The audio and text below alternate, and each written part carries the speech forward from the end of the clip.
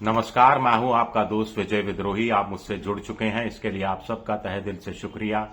अगले 8 मिनट आपसे जुड़े रहने की कोशिश करूंगा। तो पश्चिम बंगाल के विधानसभा चुनाव में किस तरह से वोटबंदी की गई, वोटों की चोरी की गई, वोटरों के नाम हटाए गए, जोड़े गए, इस सिलसिले में इंडियन एक्सप्रेस ने आज एक जबरदस्त खुलासा किया है।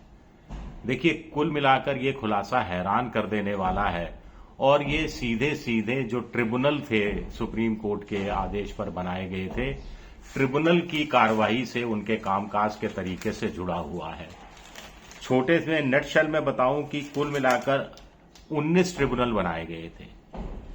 ये 19 ट्रिब्यूनल ये थे कि जिन लोगों के नाम वोटर लिस्ट में नहीं थे वो अपील कर सकते थे, जिनके नाम तार्किक विसंगति के चक्कर में काट दिए गए थे वो अपील कर सकते थे, और करीब 27 लाख ऐसे वोटर थे। इन 27 लाख में से 19 ट्रिब्यूनल ने कुल मिलाकर 1607 नाम मंजूर किए, यानी 1607 दावों को मंजूरी दी, उनको वोट देने का अधिकार दिया। 1607, तो गौर से सुनिएगा।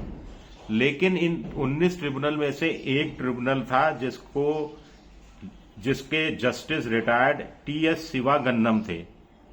उन्होंने अकेले 1717 अपील मंजूर की थी, यानी एक ट्रिब्यूनल 1717 नाम वोटर लिस्ट में डाल देता है, लेकिन चुनाव आयोग कहता है कि कुल मिलाकर सिर्फ 1607 नाम ही स्वीकृत किए गए।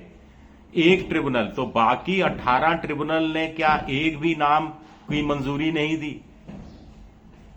ये इंटरेस्टिंग बात है।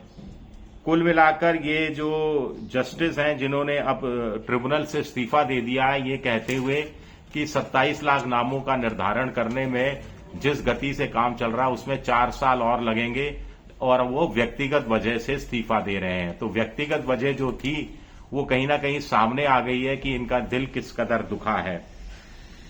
इनके पास 20 मार्च का जो नोटिफिकेशन है चुनाव आयोग का, उसके हिसाब से 1777 अपील का फैसला करने का अधिकार इनके ट्रिब्यूनल को दिया गया, रिटायर्ड जस्टिस टीएस शिवागन्नम को, और इसमें से इन्होंने 60 नाम रिजेक्ट किए। 1777 में से 60 नाम रिजेक्ट किए, तो 1717 नामों को मंजूरी दी गई। इसके साथ साथ इसमें इन्हीं के पास वो केस भी था जब नंदलाल बोस, जो कि बड़े प्रसिद्ध आर्टिस्ट हैं, उनके परिवार के लोगों ने उनका नंदलाल बोस का नाम वोटर लिस्ट से हटाने के खिलाफ अपील की थी, और इंडियन एक्सप्रेस ने जस्टिस शिवागन्नम से बात करने की कोशिश की, लेकिन उन्होंने कहा कि व्यक्तिगत कारणों से इस्तीफा दिया है। जो सीईओ हैं उनसे बात करने की कोशिश की, उन्होंने कोई रिस्पॉन्ड नहीं दिया, मनोज अग्रवाल। इससे मामला थोड़ा और फिशी हो जाता है। ये जो फरक्का से मोहताब शेख हैं, ये टीएमसी के उम्मीदवार थे, इनका खुद का नाम वोटर लिस्ट में नहीं था। तो ये मामला भी सुप्रीम कोर्ट के आदेश के बाद जस्टिस शिवागन्नम के ट्रिब्यूनल में पहुंचा था, और उन्होंने ये जो मोहताब शेख थे उनके जो रेलेवेंट डॉक्यूमेंट्स देखे और कहा कि ये जो रेलेवेंट डॉक्यूमेंट्स हैं, पासपोर्ट और दूसरे रेलेवेंट डॉक्यूमेंट्स, वो सीधे सीधे एस्टैब्लिश करते हैं मोहताब की आइडेंटिटी को लेकर और एलिजिबिलिटी को लेकर। तब उन्होंने टिप्पणी की थी कि ये पासपोर्ट और दूसरे डॉक्यूमेंट हैं, इनको कंसिडर किया जाना चाहिए था जब प्रक्रिया चल रही थी। तो मोहताब शेख का नाम वोटर लिस्ट में शामिल किया गया था, और वो फिर उन्होंने चुनाव लड़ने के अधिकारी बने, और वो चुनाव जीते भी। कुल मिलाकर कहानी ये है कि सुप्रीम कोर्ट ने फरवरी में जुडिशियल ऑफिसर्स जो डिस्ट्रिक्ट जज के रैंक के थे या एडिशनल डिस्ट्रिक्ट जज के रैंक के थे, उनको ये काम सौंपा कि वो वोटरों की एलिजिबिलिटी का पश्चिम बंगाल में निर्धारण करें, जब एक trust deficit election commission of India और स्टेट गवर्नमेंट के बीच में देखा जा रहा था। तो सुप्रीम कोर्ट के आदेश पर ऐसे 700 जुडिशियल ऑफिसरों की नियुक्ति की गई और चुनाव आयोग ने इनको 60 लाख नाम सौंपे।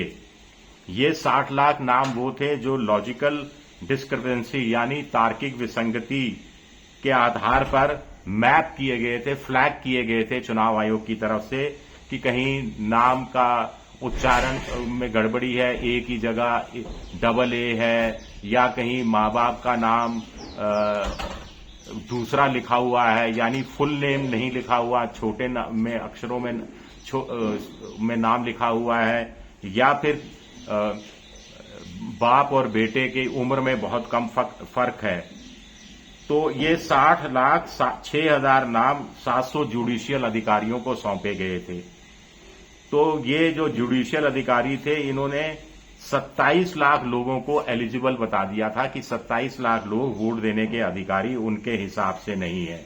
इस पर मामला कोलकाता हाईकोर्ट में पहुंचा और कोलकाता हाईकोर्ट के चीफ जस्टिस सुजय पॉल ने ये निर्देश दिए और चुनाव आयोग ने 20 मार्च को 19 ट्रिब्यूनलों के गठन की घोषणा की, जिसमें शिवागन्नम जो कि रिटायर्ड चीफ जस्टिस हैं हाई कोर्ट के, वो भी थे, ताकि ये 27 लाख नामों के बारे में फैसला कर सकें, अंतिम फैसला।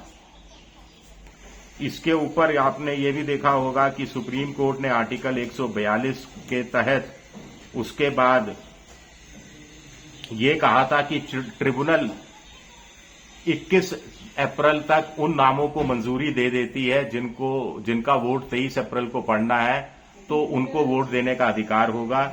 इसी तरह ट्रिब्यूनल अगर 27 अप्रैल को उन लोगों के नामों को मंजूरी दे देती है जिनको 29 अप्रैल को वोट देने का अधिकार है, तो उनको वोट देने का अधिकार मिल जाएगा। पश्चिम बंगाल के जो सीईओ हैं मनोज अग्रवाल, उन्होंने कहा था कि जो पहला चरण था, पहले चरण से पहले 139 नाम वोटर लिस्ट में शामिल किए गए थे और दूसरे चरण के से पहले 1468 नाम वोटर लिस्ट में शामिल किए गए थे। तो ये आंकड़ा कुल मिलाकर बैठता था 1607 का। इसमें 1607 का। अब बाकी जो 27 लाख नाम है जो वोट नहीं दे पाए, जो लोग वोट नहीं दे पाए, उनका मामला अभी भी अधर में अटका हुआ है और जस्टिस शिवगन्नम का कहना है कि इसमें 4 साल और लग जाएंगे और उन्होंने एक ट्रिब्यूनल की जो कमान वो संभाल रहे थे उससे वो इस्तीफा दे दिया है। लेकिन बड़ा सवाल उठता है कि जब एक ट्रिब्यूनल ने 1700 नाम मंजूर किए तो बाकी 18 ट्रिब्यूनल ने क्या एक भी नाम स्वीकृत नहीं किया? और दूसरी बात है, जब 1717 नाम स्वीकृत किए गए थे तो 1607 नाम ही क्यों शामिल किए गए? है ना पूरा का पूरा गड़बड़ झाला। शुक्रिया मेरा वीडियो देखने के लिए। पसंद आए तो लाइक कीजिए, सब्सक्राइब कीजिए, शेयर कीजिए। आप मेंबरशिप ड्राइव में भी जा सकते हैं, मेरी मदद कर सकते हैं। शुक्रिया, बहुत बहुत शुक्रिया।